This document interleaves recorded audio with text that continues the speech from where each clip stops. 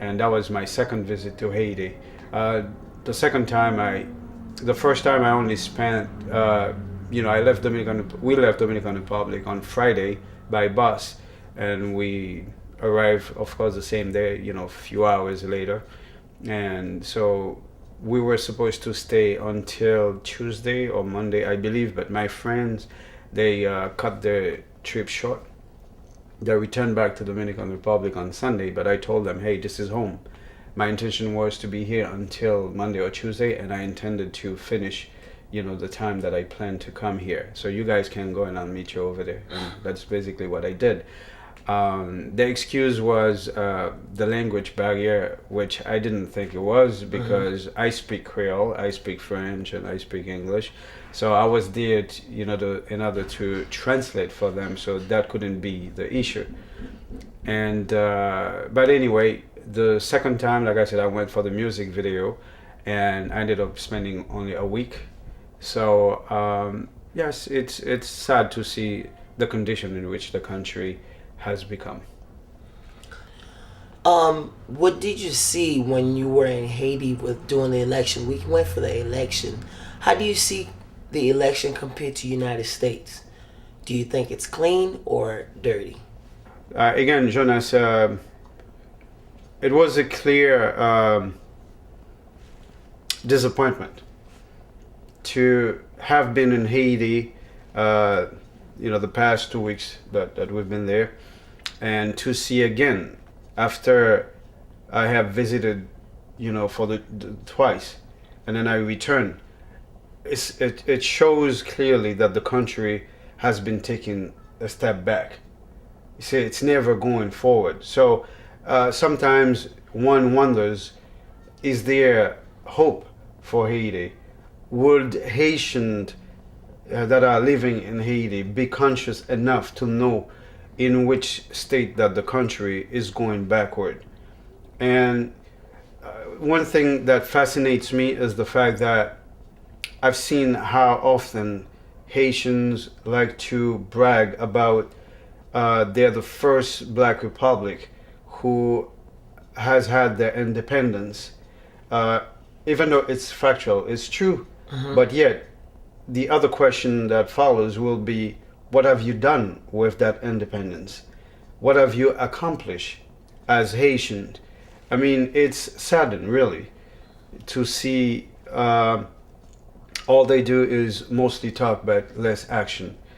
Um, well, to get back to your question is about the election, what I've seen. Well, I'm sure it's pretty obvious for everyone to see that the election was fraudulent almost in every precinct where you try to go to vote. I mean, you and I had the camera, but you guys were in front of the camera. We follow, we took a random, person, Haitian citizen out of the crowd just to follow him to see in which way that, the voting system was either effective or ineffective, because we followed him, and he couldn't find his name in places that he has been before, according to what he told us.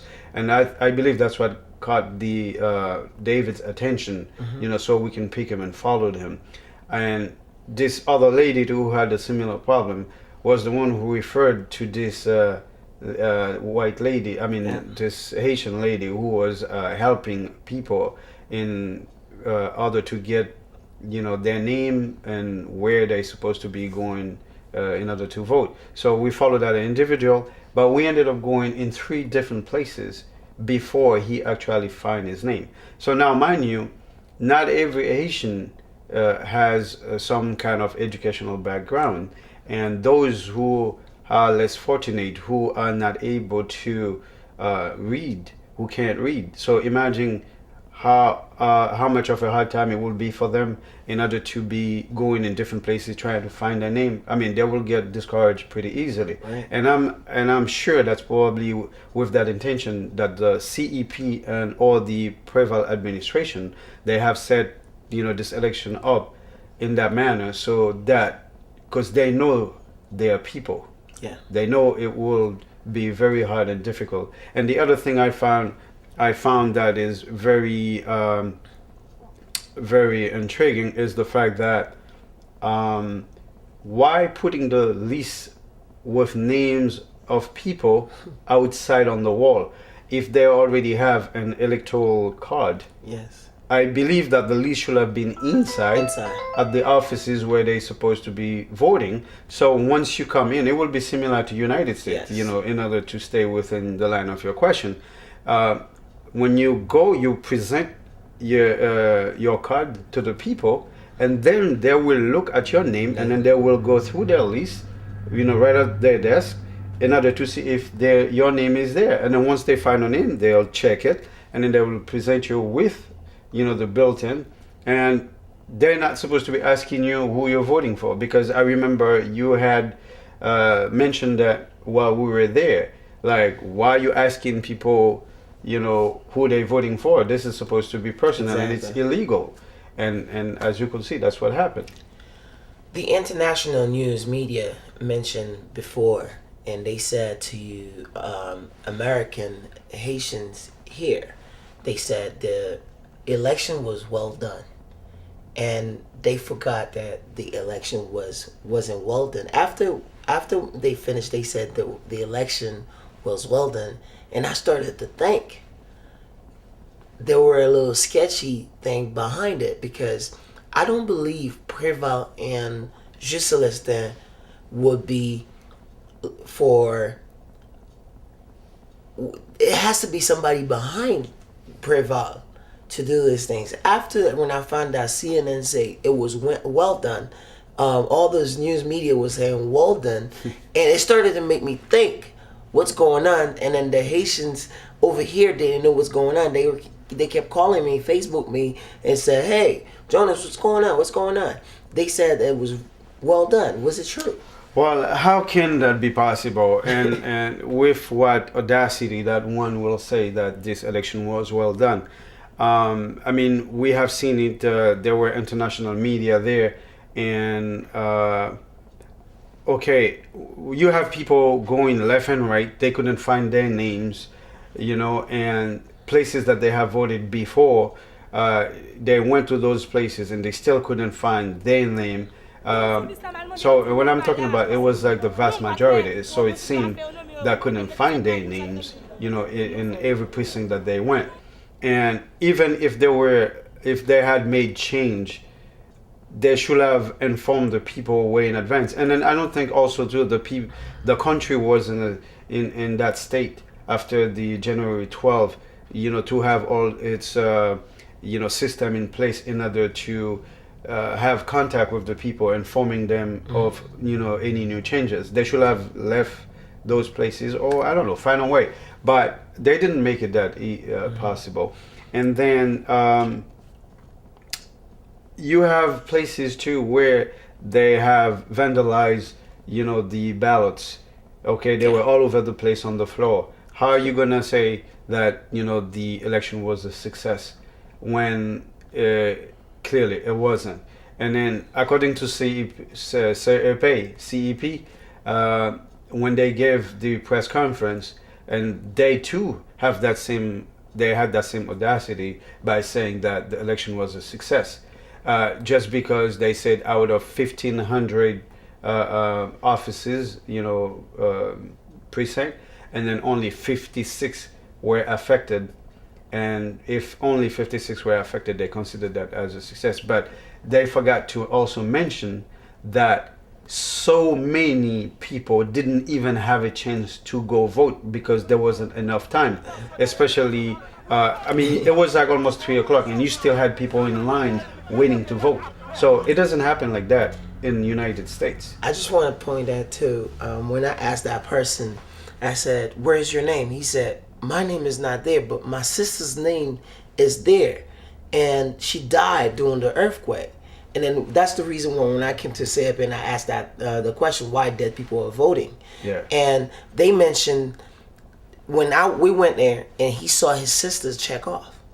That means she voted already. Mm-hmm. And that's when I start to open and I see there's a craziness. At the same time, that guy when they said he cannot vote there, he had to go to Jeremy to vote. They said that he has to go to Jeremy and vote, which is practically impossible. Impossible. Because you know the road conditions, and you know also to leave Port-au-Prince to go to Jeremy within the closing booth.